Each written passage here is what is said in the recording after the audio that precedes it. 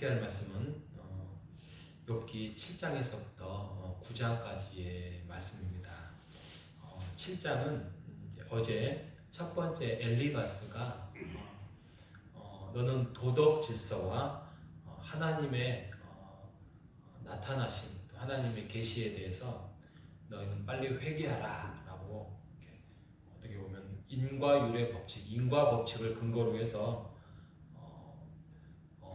지금 욥을 진단하고 또 회개하라고 말을 하고 있는 거에 대해서 6장, 7장이 욥이 나는 정당하다, 나는 내가 왜 이러고 있는지 나는 잘 알지 못한다에 대해서 이제 방어를 하고 있었습니다. 8장에 가면 이제 두 번째 친구 빌닷이 나타납니다. 빌닷이 말을 하고 9장이 욥이 대답하는 장면이 오늘은 전개가 되는데요. 첫 번째 엘리바스가 도덕 질서, 인과 법칙에 대해서 근거로 해서 공격을 했다고 한다면, 이제 빌닷은 전통에 근거로 해서 말을 하고 있습니다.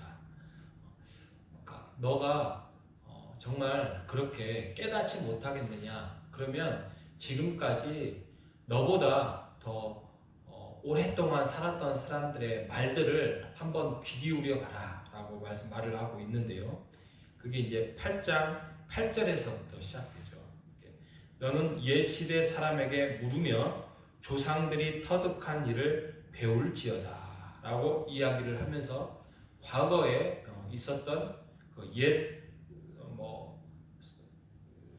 시대를 살았던 사람들에게 물어보고 옛 경험과 지혜에 대해서 너가 한번 귀를 기울여 봐라.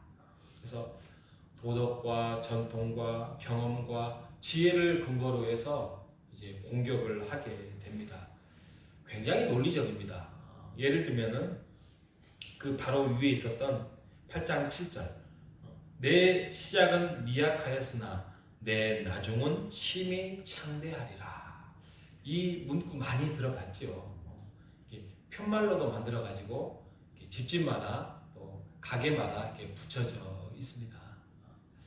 근데 이 문구로만 보면 굉장히 이 문장은 아주 멋있습니다. 그런데 이게 문제는 빌닷이 했다는 게 문제가 있어요. 만약에 이 8장 7절이 예수님이 말씀을 하셨고 이게 복음서에 있는 내용이라면 우리가 뭐 귀 기울여서 이렇게 생각해 볼 수 있지만, 이건 지금 빌닷이 지금 욥을 공격하기 위하여서 잘못된 과거의 어떤 전통과 경험과 이런 거에서 문구를 이렇게 인용을 하고 있기 때문에 우리가 이 부분에 대해서 자칫 잘못하면 하나님의 말씀이다, 아멘, 이렇게 할 수가 있습니다. 그래서 우리가 주의를 해야 돼요.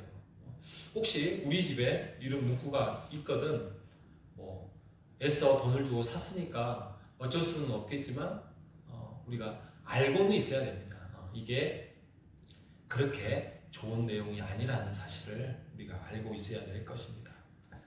이처럼 빌닷이 이렇게 옛 사람들의 어떤 전통, 또 옛 사람들의 어떤 지혜, 이런 것들을 너는 배워라 라고 지금 공격을 하고 있는데, 우리가 이제 전통을 자칫 경험이 부족하다 보면은 우리가 사용할 수 있습니다. 그런데 우리가 조심을 해야 됩니다. 과거에 이랬다고, 이렇게 행했다고 해서 오늘날 10년이 지나고 20년이 지난 걸 가지고 오늘날 똑같이 우리가 행할 이유가 없습니다. 왜냐하면 그때의 문화가 다르고 그때의 시대가 다르고, 또 그때는 맞았지만 오늘날은 지금의 공동체가 다르고, 또 지금은 2024년을 향해서 달려가고 있기 때문에 시간과 상황과 다르고 하나님의 일하심이 다를 수 있는 거 아니겠습니까?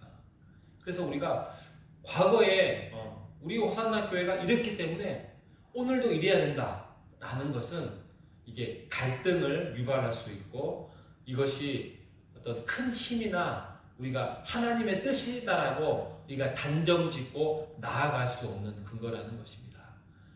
우리가 무엇을 가지고 그것을 하나님의 뜻으로 살펴야 되냐면 우리가 하나님의 말씀을 읽고 그 말씀 속에서 우리가 서로 의견을 공유하면서 서로 그것이 서로 합력하여 선을 이룰 수 있는 어떤 공통된 의견이 모아진다고 한다면 한 번 더 기도하고 또 그것을 우리가 그것도 만약에 합의가 100% 되지 않는다면 우리가 한번 한 6개월은 해봅시다. 그래서 이것으로 인해서 우리가 생명이 되살아나고 우리의 신앙이 도움이 된다고 한다면 이것을 이렇게 해본다는 것입니다.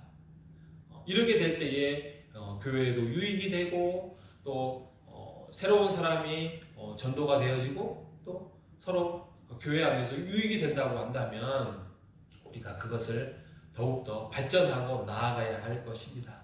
이렇게 돼야 되지 이게 옛시대, 옛사람, 또 전통, 과거에 이랬기 때문에 이렇게 해야 된다는 것은 굉장히 어려움에 처할 수 있는 것입니다. 그런데 지금 빌닷이 그렇게 지금 공격을 하고 있다는 것입니다. 우리도 자칫 잘못하면 이게 공동체 안에서 빌닷처럼 우리가 말할 수 있고 행동할 수 있고 사람에 대해서 그렇게 판단할 수 있다는 사실에 대해서 우리가 다시 한번 말씀을 우리가 가까이 하고 또 말씀 속에서 우리가 거해야 된다는 이유가 그런 이유입니다. 그래서 우리가 어떤 사람들에게 어떤 말을 하기 전에 늘 기도하고 또 하나님의 말씀으로 하나님이 나에게 주시는 말씀인지 또 그것에 대해서 조심스럽게 또 내가 이런 말이 있잖아요. 내가 저 사람에게 한마디의 조언을 하거든 9가지의 칭찬을 하라 라는 말이 있습니다. 그래서 9가지의 칭찬을 하고 난 다음에 그 한 가지에 대해서 정말 주의 깊게 정말 사려 깊게 또 조심스럽게 이야기를 해야 될 것입니다. 빌닷이 이렇게 말을 하고 난 다음에 9장의 욥의 대답은 한마디로 넋두리입니다. 넋두리. 하나님에 대해서 넋두리. 하나님이 어디 계시고 또 나 같은 게 무엇인데 하나님이 나를 가지고 이렇게 하느냐에 대해서 그 넋두리예요. 그런 넋두리 부분이 찬양에도 있어요. 뭐 시편 88편이라든지 거기에서 말씀하고 있습니다. 이것이 성경에 기록된다는 것도 정말 기적적인 건데 우리의 인생을 살아가는 것도 이런 넋두리 속에서도 우리의 아우성 또 우리의 실패 또 우리의 가슴 아픔에 대한 하나님에 대해서 막 어떤 그런 가슴 아픔에 대한 힘듦 이런 것들조차도 하나님이 우리의 소리를 들으신다는 것입니다. 우리가 실패함에도 불구하고 또 우리의 무너짐에도 불구하고 하나님이 우리를 하나님의 자녀 삼아 주시고 지금도 그런 실패와 연약함을 통하여서 합력하여 선을 이루어 가시는 하나님의 손을 붙잡고 오늘도 함께 달려가는 우리 모두가 되시기를 주님의 이름으로 축복합니다. 하나님 아버지 감사합니다. 우리가 혹시 빌닷처럼 살지 아니하고 이렇게 말씀으로 욥의 모습이 실패할지언정 다시 일어날 수 있는 하나님의 말씀과 하나님의 지혜의 능력을 우리에게 허락해 주셔서 감사합니다.